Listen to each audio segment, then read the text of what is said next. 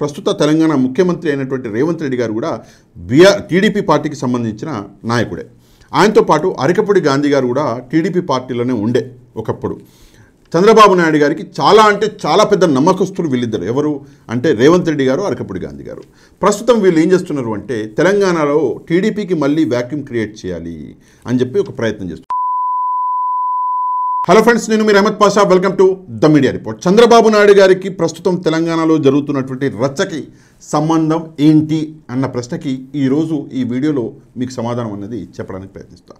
ప్రస్తుతం తెలంగాణలో ఒక పెద్ద రచ్చ నడుస్తుంది. ఏంటి అంటే అరకెపూడి గాంధీ వర్సెస్ పాడి కౌశిక్ రెడ్డి. దీనికి చంద్రబాబు నాయుడు గారికి డైరెక్ట్గా సంబంధం ఉంది. మనందరికీ అనిపించేది ఏంటంటే ఇది బీఆర్ఎస్ వర్సెస్ కాంగ్రెస్ వార్ లాగా మనకు కనిపిస్తుంది. కానీ ఇందులో చంద్రబాబు నాయుడు గారి పాత్ర చాలా పెద్దది. ఎందుకు చంద్రబాబు నాయుడు గారి పాత్ర అంటే టీడీపీ అనేది మళ్ళీ తెలంగాణలో మళ్ళీ రాబోతుంది. టీడీపీ అనేది తెలంగాణ ఎలక్షన్లలో రాబోయే ఎలక్షన్లలో పార్టిసిపేట్ చేయబోతుంది. అందుకే టీడీపీ కోసం కావాలని చెప్పేసి ఇక్కడ పొలిటికల్ వ్యాక్యూమ్ అనేది క్రియేట్ చేస్తున్నారు కొంతమంది. ఆ కొంతమంది ఎవరు అంటే చంద్రబాబు నాయుడు గారికి పాత మిత్రులు. అంటే చంద్రబాబు నాయుడు గారు ఒకప్పుడు ఇక్కడ ముఖ్యమంత్రిగా ఉన్నప్పుడు ఆయన పార్టీలో ఉన్న కొందరు ఇప్పుడు ప్రస్తుతం వేరే పార్టీలలో ఉన్నారు. వాళ్ళు పొలిటికల్ వ్యాక్యూమ్ టీడీపీకి క్రియేట్ చేస్తున్నారు. ఇప్పుడు అసలు ఈ విషయాన్ని మనం అర్థం చేసుకోవాలంటే 3 ప్రశ్నలు, సింపుల్గా 3 ప్రశ్నల్లో మీకు మ్యాటర్ అర్థమైపోద్ది. ఫస్ట్ ప్రశ్న, ఇంతవరకు ఏం జరిగింది తెలంగాణలో? రెండోది, ఎందుకు ఇది జరుగుతుంది? మూడోది, పోలీసుల పాత్ర ఏంటి? అసలు ఏం జరిగింది? ఈ మొత్తం సీన్ వచ్చేసి, ఈ మొత్తం రచ్చ వచ్చేసి ఒక పదవి అంటే పిఎస్సి చైర్మన్ అన్న పదవి దగ్గర మొదలైంది. ఏంటి పిఎస్సి చైర్మన్ అంటే? పిఎస్సి చైర్మన్ అన్న పదవి వచ్చేసి అది అపోజిషన్ పార్టీకి ఇవ్వడం అన్నది ఆనవాయితీ. అంటే ప్రస్తుతం కాంగ్రెస్ పార్టీ పవర్లో ఉంది, అపోజిషన్ పార్టీ బీఆర్ఎస్. అట్లాంటప్పుడు బీఆర్ఎస్ పార్టీకి పిఎస్సి చైర్మన్ అనేది ఇవ్వాలి. కాకపోతే ఆల్రెడీ బీఆర్ఎస్ పార్టీ నుంచి 10 మంది ఎమ్మెల్యేలు అంటే 9 మంది ముందు వెళ్ళిర్రు బీఆర్ఎస్ పార్టీ నుంచి కాంగ్రెస్ పార్టీకి. ఇప్పుడు కొత్తగా అరకపూడి గాంధీ గారు కూడా బీఆర్ఎస్ నుంచి కాంగ్రెస్కి వెళ్ళి కాంగ్రెస్ కండువా కప్పుకున్నాడు. కప్పుకోవడమే కాదు, ఏకంగా ట్విట్టర్లో కూడా ఒక ట్వీట్ అనేది చేసి మళ్ళీ డిలీట్ చేసిండు అని చెప్పేసి చెప్తున్నారు. అయితే ప్రస్తుతం ఏం జరిగిందంటే అరకపూడి గాంధీ గారు కాంగ్రెస్ పార్టీలోకి వెళ్ళిపోయింది. అట్లాంటప్పుడు ఏం చేయాలి? పిఎస్సి చైర్మన్ అన్న పదవి బీఆర్ఎస్ పార్టీలో ఉన్న వాళ్ళకి ఇవ్వాలి. కానీ రేవంత్ రెడ్డి ఏం చేసిండు అంటే అరకపూడి గాంధీ గారికే ఇచ్చిండు. అంటే అరకపూడి గాంధీ అఫీషియల్గా ప్రస్తుతం కూడా బీఆర్ఎస్ పార్టీలోనే ఉన్నాడు అఫీషియల్గా, కాబట్టి ఆయనకే ఇచ్చిండు. కానీ బీఆర్ఎస్ పార్టీ చెప్పేది ఏంటంటే లేదు, అరకపూడి గాంధీ కాంగ్రెస్ పార్టీకి వెళ్ళిపోయిండు, కండువా కప్పింది ఎవరు అంటే స్వయంగా ముఖ్యమంత్రి. అట్లాంటప్పుడు ఆయనకి ఎట్లా ఇస్తారు పిఎస్సి అని చెప్పేసి ఇక్కడ ఒక రచ్చ అనేది మొదలైంది. ఈ రచ్చని మొత్తానికి బర్స్ట్ చేసింది అంటే దీన్ని పెంచింది ఎవరు అంటే కౌశిక్ రెడ్డి. ఎందుకు పెంచిండు అంటే ఇదొక స్ట్రాటజీ. అంటే నువ్వు కాంగ్రెస్ పార్టీలోకి వెళ్ళినావా అంటే నేను వెళ్ళలేదు అంటాడు ఎవడు? అరకపూడి గాంధీ గారు. నువ్వు వెళ్ళినప్పుడు మాతో వచ్చి కలువు అంటే నేను గెలవను అంటాడు అరకపూడి గాంధీ.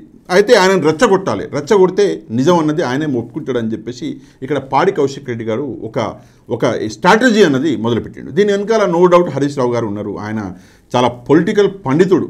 హరీష్ రావు గారి గురించి మనం చెప్పాలంటే హరీష్ రావుని ఇంతవరకు ఒక్కసారి టచ్ చేసినోడు లేడు, టచ్ చేసినాక హరీష్ రావు ఎవరినైనా వదిలిపెట్టింది లేదు రికార్డు. అట్లాంటి ఖతర్నాక్ మంచి పొలిటికల్ జ్ఞానుడు, అంటే పండితుడు పాలిటిక్స్తో. అట్లాంటి హరీష్ రావు ఏం చేశాడంటే పాడి కౌశిక్ రెడ్డిని వాడుకొని కొంచెం అరకపూడి గాంధీని రెచ్చగొట్టే పదాలు కొన్ని వాడిని. అంటే చీర చూపించడము, గాజులు చూపించడము, అట్లా చేయడము. అది కాకుండా నేను మీ ఇంటికి 11 గంటలకు వస్తున్నా, నువ్వు బీఆర్ఎస్ వాడివి అయితే మాతో కలిసి నువ్వు తెలంగాణ భవన్కి రా అని చెప్పేసి చెప్పడం జరిగింది. అట్లా రెచ్చగొట్టడము, ఆయన ఇంటికి అని చెప్పేసి ఫైనల్గా అరకపూడి గాంధీ గారు పాడి కౌశిక్ రెడ్డి ఇంటికి రావడము, ఆయనతో పాటు చాలామంది రావడము, అక్కడ రాళ్ళు టమాటాలు గుడ్లు వేయడము, అక్కడ ఆయన ఇల్లు ధ్వంసం చేయడము, కౌశిక్ రెడ్డి గారు ఇల్లు ధ్వంసం చేయడం జరిగింది.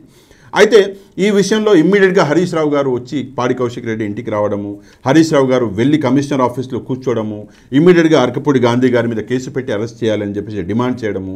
పోలీసులు ఏం చేశారు అన్న సంగతి నేను తర్వాత చెప్తాను. కాకపోతే ఏంటంటే దాని తర్వాత హరీష్ రావు గారిని అరెస్ట్ చేయడము, నైట్ మొత్తం ఒక పెద్ద రచ్చ నడవడము, ఒక వ్యాన్లో బీఆర్ఎస్ లీడర్లు అందరినీ ఎక్కించుకొని మొత్తం హైదరాబాద్ తిప్పి ఎక్కడనో హైదరాబాద్ బయట ఒక పోలీస్ స్టేషన్ తీసుకెళ్లడము, మధ్యలో తిప్పే దారులు తిరిగేటప్పుడు ఆ వ్యాన్ వెళ్ళేటప్పుడు మధ్యలో బీఆర్ఎస్ కార్యకర్తలు ఆ వ్యాన్ని అడ్డుకోవడము, అక్కడ పోలీసులు లాఠీ చార్జ్ చేయడము, ఇదంతా కథా కార్యక్రమం జరిగిపోయింది. నైటు ఈవెన్ హరీష్ రావు గారి ఈ భుజానికి ఒక పెద్ద దెబ్బ కూడా తగిలిందని చెప్పేసి ఒక న్యూస్ అనేది వచ్చింది.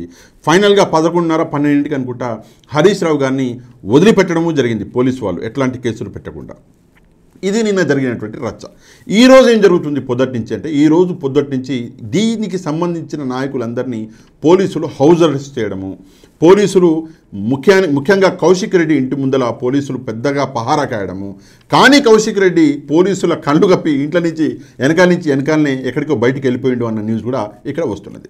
అయితే విషయం ఏంటి అంటే, కౌశిక్ రెడ్డి వెళ్ళి ఎక్కడికి వెళ్తున్నాడు అంటే మేడ్చల్ జిల్లా బీఆర్ఎస్ కార్యాలయానికి వెళ్ళి అక్కడి నుంచి అక్కడ ప్రజల్ని అంటే బీఆర్ఎస్ కార్యకర్తలను తీసుకొని అరకపూడి గాంధీ ఇంటికి వెళ్ళే ప్రయత్నం అనేది జరుగుతున్నది. పోలీసులు అడ్డుకునే ప్రయత్నం చేస్తున్నారు.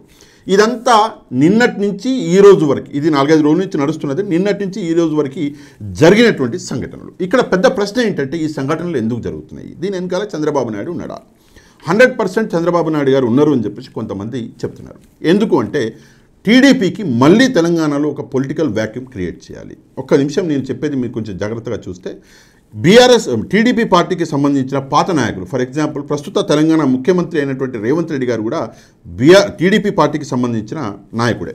ఆయనతో పాటు అరకపూడి గాంధీ గారు కూడా టీడీపీ పార్టీలోనే ఉండే ఒకప్పుడు. చంద్రబాబు నాయుడు గారికి చాలా పెద్ద నమ్మకస్తులు వీళ్ళిద్దరు. ఎవరు అంటే రేవంత్ రెడ్డి గారు, అరకపూడి గాంధీ గారు. ప్రస్తుతం వీళ్ళు ఏం చేస్తున్నారు అంటే, తెలంగాణలో టీడీపీకి మళ్ళీ వ్యాక్యూమ్ క్రియేట్ చేయాలి అని చెప్పి ఒక ప్రయత్నం చేస్తున్నారు. ఎందుకు చేస్తున్నారు? దీనికి కారణం ఏంటి అంటే, ఒక పాత పార్టీ టీడీపీ, ఇప్పుడు ప్రస్తుతం బీజేపీ పార్టీ ఇక్కడ తెలంగాణలో కొంచెం విస్తరిస్తుంది. కానీ రాబోయే రోజుల్లో బీజేపీ పరిస్థితి ఏంటి అంటే, నిజంగానే బీజేపీ పార్టీ వదిలిపెట్టి ప్రస్తుతం ఉన్న నాయకులు అందరూ వెళ్ళిపోతారు. ఎందుకు వెళ్ళిపోతారు? సెంట్రల్లో బీజేపీ పడిపోయిన మరుక్షణము స్టేట్లో అంటే తెలంగాణలో నాయకులందరూ వేరే వారి పార్టీలకు వెళ్ళిపోతారు. బీజేపీ అనేది సెంట్రల్లో వీక్ అవ్వగానే తెలంగాణలో కూడా వీక్ అవుతుంది. ఇది అందరికీ తెలిసిన విషయమే. ఎందుకంటే బీజేపీకి రూట్ అనేది తెలంగాణలో లేదు. అంటే బీజేపీకి పాత చరిత్ర తెలంగాణలో లేదు. అందుకే బీజేపీ అనేది సర్వైవ్ అవ్వడం కష్టం తెలంగాణలో. కాబట్టి వీళ్ళు ఏం చేస్తున్నారు అంటే, పాత పార్టీ అన్నటువంటి టీడీపీని మళ్ళీ తీసుకొచ్చి ఇక్కడికి టీడీపీకి వ్యాక్యూమ్ క్రియేట్ చేస్తే ఓట్లు అన్నవి డైవర్ట్ అవుతాయి, బీఆర్ఎస్ పార్టీ బలం తగ్గుతుంది అని చెప్పేసి. ఎందుకంటే కాంగ్రెస్ పార్టీ, టీడీపీ రెండు పాత పార్టీలు. కాంగ్రెస్ పార్టీకి రూట్లలో అంటే ఊర్లలో, సిటీలో చాలా అంటే పాత రూట్స్ ఉన్నాయి. కాంగ్రెస్ పార్టీకి పాత ఓటర్లు ఉన్నారు. అట్లనే టీడీపీకి కూడా ఓటర్లు ఉన్నారు. అట్లాంటి పార్టీని మళ్ళీ రిటర్న్ తీసుకొస్తే కాంగ్రెస్ పార్టీ ఓట్లు చీలవు, కానీ బీఆర్ఎస్ పార్టీ ఓట్లు మళ్ళీ చీలే అవకాశం ఉంటుంది.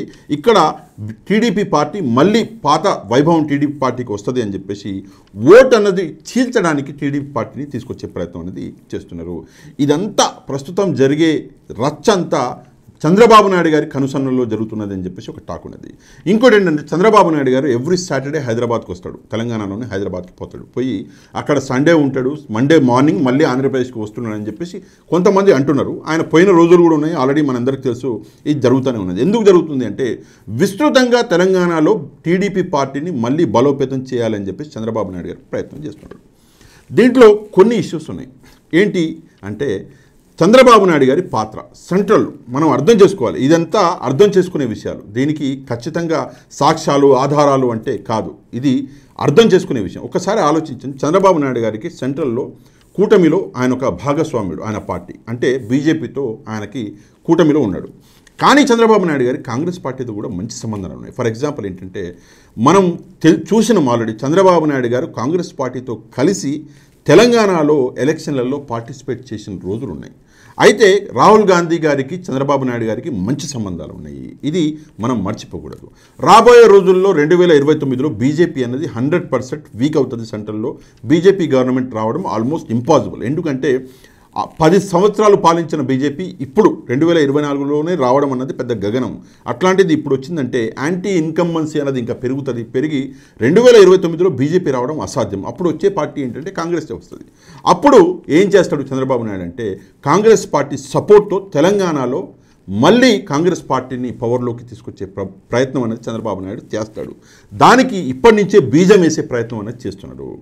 మొదట షర్మిల అని అనుకున్నారు, కానీ షర్మిల ఇక్కడ పనికి రాదు, పని చేయలేదు. ఎందుకంటే ఆమెకి ఆంధ్రప్రదేశ్ ముద్ర ఉన్నది అని చెప్పేసి షర్మిలని పక్కన పెట్టేసి ప్రస్తుతం టీడీపీని బలోపేతం చేస్తే 2029లో టీడీపీ అన్నది డెఫినెట్గా కాంగ్రెస్ పార్టీకి సపోర్ట్ చేస్తుంది. టీడీపీ కాంగ్రెస్ ఇద్దరూ కలిసి అలయన్స్లో ప్రభుత్వాన్ని మళ్ళీ చేయవచ్చు తెలంగాణలో అని చెప్పేసి ఈ ప్రయత్నం అన్నది ఇప్పటి నుంచే మొదలుపెట్టారు. ఇది ఎంత పెద్ద స్ట్రాటజీ అంటే, దీన్ని అర్థం చేసుకోవాలంటే నిజంగానే చాణక్యుడు మళ్ళీ పుట్టి రావాలి.